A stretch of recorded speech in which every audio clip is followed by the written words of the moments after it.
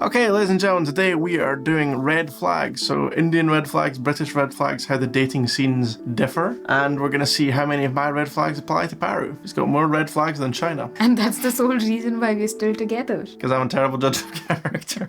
Okay, so the first one most Indian women would relate to this would be that if he doesn't really respect, let's say if he asks you out and you say no, and if this person doesn't really respect that, we also have incidents of being stalked. Behaviors like that happen, definitely a red flag. Run away from this person. I've had an occasion where I blocked this person on all social media apps and they sent me a message on GPay. You know, that's Did you tell them you're not interested? Yes, very clearly. Yeah, okay. In general, if they don't understand the meaning of no, then it's definitely a red flag. One that everybody knows, but no one would say in these videos apart from me, is if you're ugly. If you're ugly, that's a red flag? Yeah, that's the number one red flag. If people find you actively unattractive, they will not date you. Sorry, but why is that a red flag? Like, how can you change that? You can't, but it's a reason why someone wouldn't date you. So is that a red flag of the ugly person or the other person? Or for rejecting someone just based on their looks? I'm not saying that's the person's fault. I'm just saying it's the reality that if you are not a good-looking person, generally speaking, you're going to have way fewer options. More people are going to say no to you purely on that basis. Is this one element of a person will immediately turn a lot of people off? You gotta remember, a lot of people are very superficial, realistically. So they're just going to go, nope, this person's ugly. You'll see it all the time. It's become a meme, I'm pretty sure, that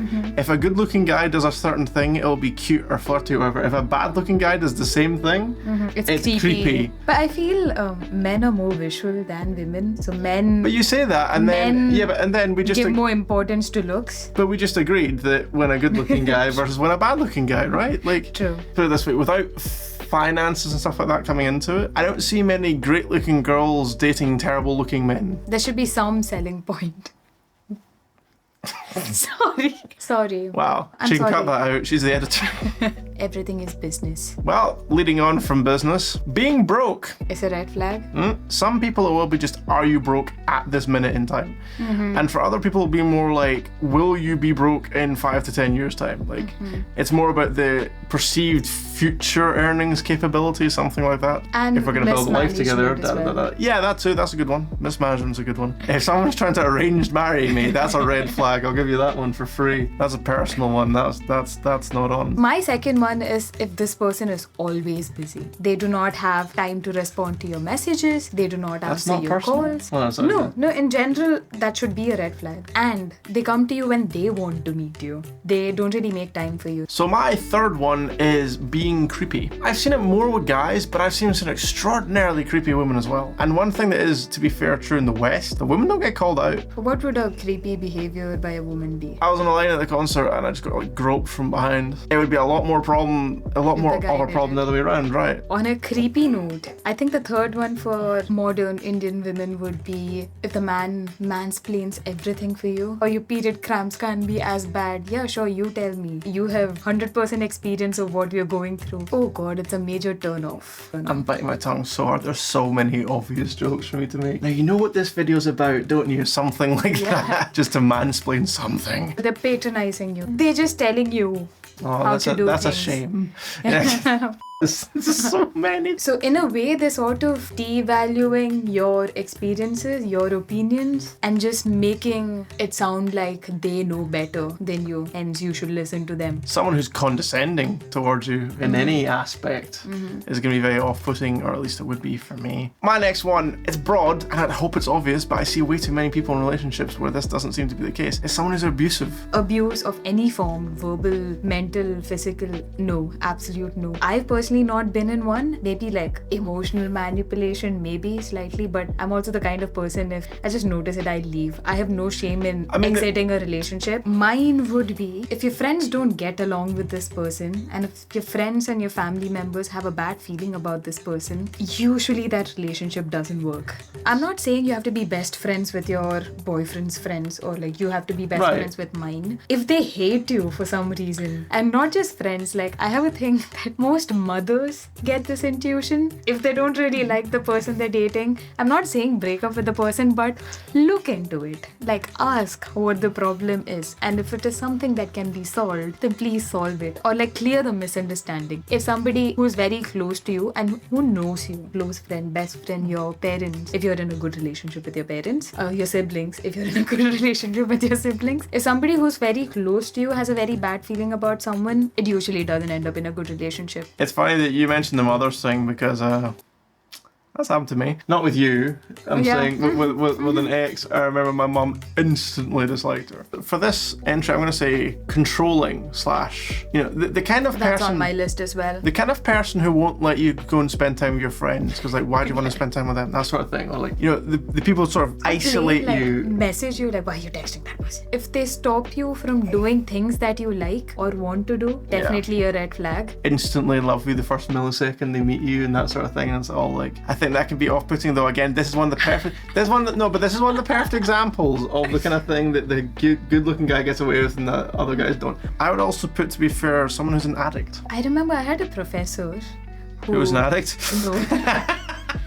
No, who sort of told us that if you come to find out before committing to a relationship that a person is an addict or has any sort of mental illness, don't get into a relationship with that person. You may think that you can change this person, you may think that you can heal this person and all of that bullshit, but you don't realize how much toll it takes on your own mental health. I can fix him is like a red flag phrase of like, no, is a red you can't. flag. Yeah, you can't. I have one. If you're like a mama's boy, you love your mom so much that you value her more than your girlfriend. Indian moms, they treat their son as kings. Like they wouldn't make them do any job in the house. When you're a mama's boy, you sort of expect your woman to do everything for you. Another red flag which a lot of women have spoken to me about is if they do not have any female friends. That's interesting because... If they do not have any female friends. Because I have known women who really don't like guys having female friends. One, it sort of reflects that this person doesn't really know how to talk to women and empathize with women. They've not been around women so much that they understand. But what about their mum? I've got one I can say that I would find a red flag in India.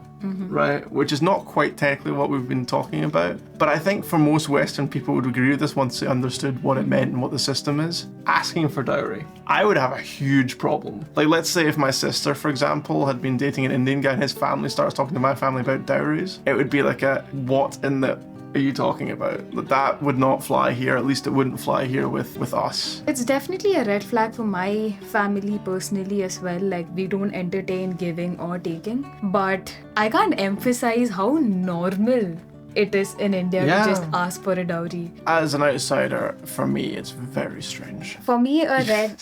What's that? No, I'm just having you sing here with your little hand. Yes, I have one. I have one for Western men. Right? Yep. So if you're not really close to your family, then that would be a red flag for us. Okay, yeah. Like if you're not family oriented, because we have this conception that they all have daddy issues or mommy issues. They're at the age of 18, they just leave their homes and they never talk to their parents again. It's true. Everybody is divorced. Everybody is married multiple times. You have stepfathers and stepsons and stepdaughters and everything. As if none of this happens in India. People do divorce, but I don't know if it's necessarily that the kids then can have a bad relationship with all their family or whatever. A lot of people would say the parents shouldn't have to try and suffer a marriage that doesn't work and makes both of them unhappy. I don't really think it's a Western thing. I don't think it's an Indian thing. It doesn't anything thing. I've heard both of these stated as red flags by Western females. If he tries to pay for the bill, or if he tries to split the bill. Both of which have been said to be complete red flags and not acceptable. Actually, that's a really important one for probably, I'd imagine, both societies, just bad communicating. Yeah. Bad communication. Every time there's a fight, they go off in a huff and they never want to talk about anything deep or talk about conflict or open up about their personal problems and things like that. I don't know if it's the same with Western men as well, but when they rush into intimacy, that's sort of a major red flag. They will manipulate you into believing that tomorrow we will get committed, but today let's be intimate. And they want every other benefit of the relationship, which is not commitment. I think the idea that it's a mainly man-driven thing here is starting to die out a bit, because I think there's a lot more women who, at the very least, let's say in their late teens, early 20s, that is what they want to do. For us, not so much. Definitely there are some women who are open to this idea, but most women, I feel, are pressured into doing these things. Is it just me, or is she quite sexist about this? Your villain is always a guy. Have you noticed that? I'm trying to be impartial to an extent and say that, hey, well, you know, sometimes women, sometimes, and every time she's just like, guys are horrible, guys are bad, guys are evil. Okay, so that's it for our societal red flags of India versus the UK, broadly speaking. Ta-da!